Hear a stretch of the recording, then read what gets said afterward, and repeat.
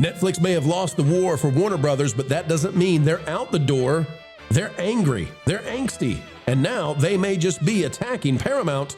But leave little doubt, folks, the Ellisons who own Skydance and Paramount, they're getting ready for their own coup de grace, and they're taking it to those who are about to win bigly with the Netflix deal and restructuring.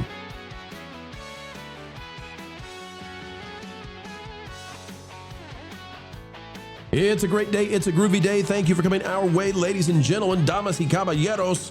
We're happy to have you right here on the Pro Channel, where we continue to keep you ahead of the cultured curve. As we dive in today, consider clicking that like button, and we'll explain why Netflix and Paramount still don't like each other, not one whit, and it's not about to end just yet. We're doing an exclusive. That's what they call this scoop right here out of that Park Place by Marvin Montanaro. Exclusivo. Paramount reveals major severance deal for Warner Brothers layoffs ahead of merger, not equal for all employees. But folks, what if I told you the angle here is revenge is thine, Paramount, Skydance, the Ellisons. Hang tight, I'll explain why. It says, when talk of Paramount Warner Brothers layoffs started dominating the conversation around the proposed merger, the loudest detracting voices warned of mass job losses with little protection. Now, that Park Place has learned exclusively that a key piece of the puzzle may already be in place behind the scenes, and it could significantly soften the blow for many employees. Will it save the Starfleet Academy, folks? No. Will it give a pink slip? Probably not. But hey, hang tight. We'll tell you what's going on. According to a verified internal source close to Warner Brothers Discovery, speaking on the condition of anonymity, Paramount Global has agreed to a structured severance framework tied directly to the merger timeline. Per the information provided, employees who are laid off within 2 years of the official merger date will qualify for a minimum severance package calculated at 3 weeks of pay for every year of employment, capped at a maximum of 2 years of severance. Now that looks like an insane amount of money that Paramount is going to pay, except, wait a minute. Let's talk about the catch. You see, here's where things get complicated. Employees who had been flagged for termination during the previously planned Warner Brothers and Discovery Global restructuring that would have followed the now scrapped purchase by Netflix are not eligible for this enhanced protection. Early discovery kicks him in the sack. Dirty. Ouch. Ooh. Geeks and Gamers has this, Marvin Montanaro. Is Netflix working with Mark Ruffalo and other Hollywood celebrities to stop the Paramount Warner Brothers merger? You might say, Pro, this is from months ago. No, it's from today. The attacks are happening behind the scenes at one another at the same time that Paramount is getting revenge and saying, well, if you were going to get cut by Netflix, you don't get the severance today. At the very same time, allegations happening that Netflix is trying to still stop this deal with Paramount. It says, as opposition to the proposed merger between Paramount Global and Warner Brothers Discovery continues to grow, a new question is quietly making its way through Hollywood and Washington alike. Is Netflix helping fuel the resistance? According to a new report from Puck, P-U-C-K, insiders at Paramount and beyond are increasingly suspicious that the streaming giant may be working behind the scenes, either directly or indirectly, to slow down or even derail the deal entirely, which would then, by the way, are you ready, folks? You ready for us to bring it full circle? That would stop these people from losing their jobs that were already assigned by Netflix to lose their jobs and losing their severance.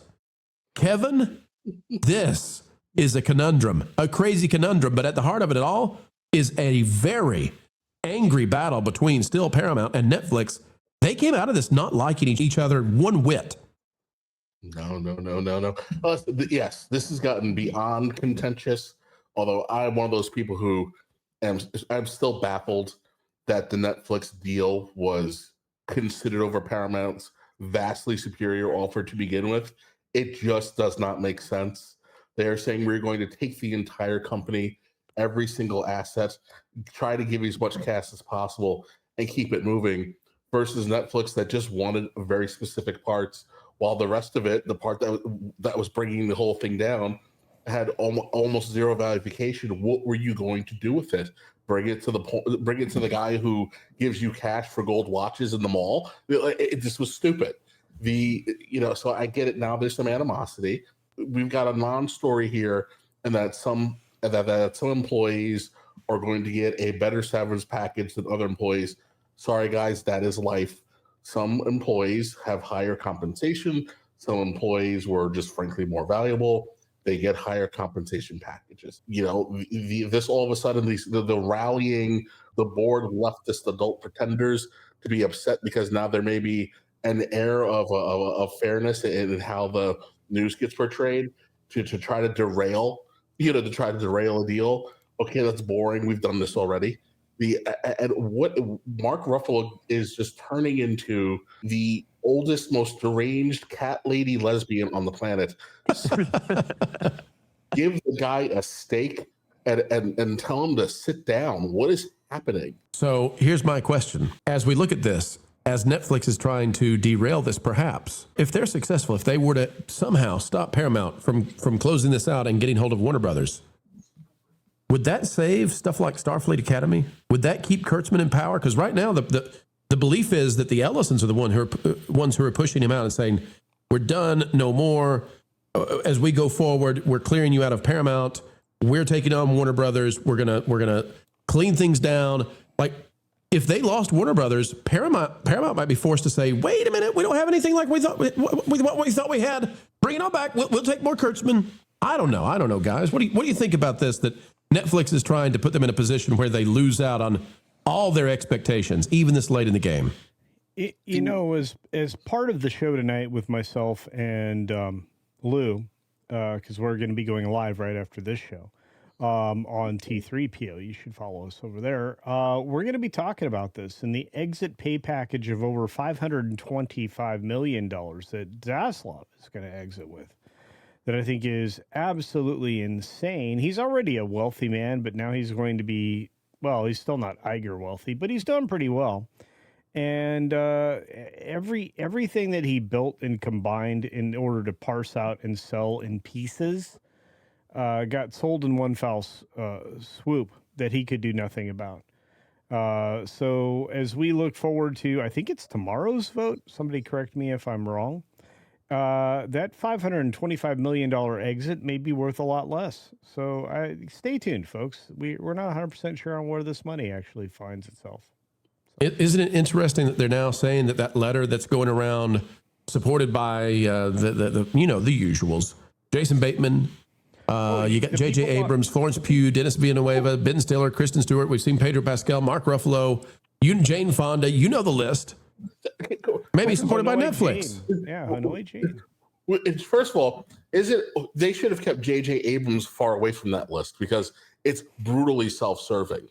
It's J.J.'s acolytes who have run roughshod over every streaming service, over every beloved IP, over every miserable, soulless reboot, woke disaster since 2012. And I'm sorry, I'm not one of these people who wants to pretend that Lost was good. Lost was always garbage. It took you 3 seconds to figure out that they were in purgatory. J.J. Abrams has always sucked since the second episode of Felicity, but his people keep getting work. So I'm sorry, I get it. He married well, and he allowed his wife to bully competent men out of their jobs with threats of allegations. And now that she doesn't have as much stroke, JJ can't get work because people realize we threw billions of dollars at this guy, and all he does is turn in other people's homework, and it's not nearly as good as we had to pretend it was when it first came out. Boy, that is on point. That is on point. The other thing that's on point, Andrew, is the Netflix stock. I don't know why they're angry. Look at this. That on point really points down. But look, let me explain though, Andrew. As you see it dropping, do you know what caused it to jump up? I mean, no financial advice being given, but do you know that in the middle there, 3/4 in the way, do you know what caused it to jump? Do you know what event happened there? Hit me. Investors found out that they were not going to be buying Warner Brothers. That Paramount had won. The stock leapt up. Yet Netflix is still acting like the jilted, tilted, stilted ex-girl who's angry, that things didn't work out. They're still mad about this. It was great for them. Can I solicit a question of the entire No, you can, but it's Andrew's turn. Go ahead, Culture. Well, no, it's important because it's Andrew's turn. Andrew, did you know that Netflix, just prior to making this offer to acquire Warner Brothers Discovery, did you know that they did a 10-for-1 split of their stock? No. Has Interesting. it gone up since then, Pro? Well, we just had it on the screen. It popped. The only thing that popped that stock up was when they found out, hey, we don't have to have Warner Brothers. Yeah. We don't have to take it. And the reason Dipped right back down though. it has been dipping down. Well, it's back where it was when it popped back up. They got some lift, but things have taken a little bit of a turn there. But Andrew, shouldn't Netflix be celebrating what they did? I mean, they cost Paramount a ton of money. They bid this sucker up into astronomical levels. They have put the Ellisons, the second richest family in terms of private wealth, they have put them in incredible debt. Walk away and claim the victory, Netflix. And yet, they're not. It's an odd level of corporate pettiness that I can't quite wrap my brain around. Part of that might just be because I'm not a petty person, so I don't understand why people get petty about things to begin with. But to do it as a business, do it as a company, that's just stupid. That's not how you run a business.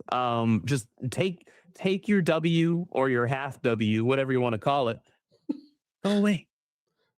Go back to producing whatever next disappointing season of a show that only you have is going to be. Like, I don't care. I don't even watch Netflix anyway. The only time I watched Netflix when K-pop Demon Hunters came out, because it was the Netflix exclusive. And I adore that movie. And then I said, bye, Netflix. It was that easy.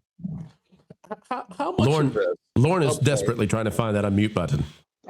I disagree with Andrew here, because I actually think that's like, as a corporation, you want to bloodlet your enemies at every available opportunity. I don't care if it's a paper cut. It's the stance that Netflix is taking, I think, is that they want to crush their enemies, to drive them before them and hear the lamentations of the women. I think that's all they're trying to do right now. Lauren, it's Netflix. Like Mark Ruffalo? Yeah, he's lamenting woman. It's like the lamentation of their trans women. Ooh. All right, folks, we'll keep it. It's a little deeper than those. Yeah, we'll keep an eye on it, folks. But let me tell you, the battle between Netflix and Paramount might be basically over. But the hard feelings, the sniping, the anger, the fury, the hurt egos, those go on and on. Put this baby to bed. This video is over. Turn off the lights, but not quite yet, folks, because we do ask one final thing before we say goodbye, and that is, would you consider clicking the like button, share, subscribe, click it and stick it to those algorithms. It is the notification bell, and drop a comment down below. Also greatly appreciated. Anytime you would like to share this out on your favorite social media platforms, well, we would love that. And we'd also love to hear your thoughts. Folks, drop a comment down below and use that beautiful mind of yours. If you would not mind, we'd love to know what you're thinking. Also, if you would like to become a member of the channel, it's as simple as clicking the join button.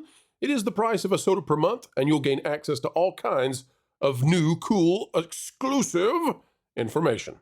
Folks, until the next time we have the honor of spending time with you, keep learning, keep growing, and as always, keep having fun.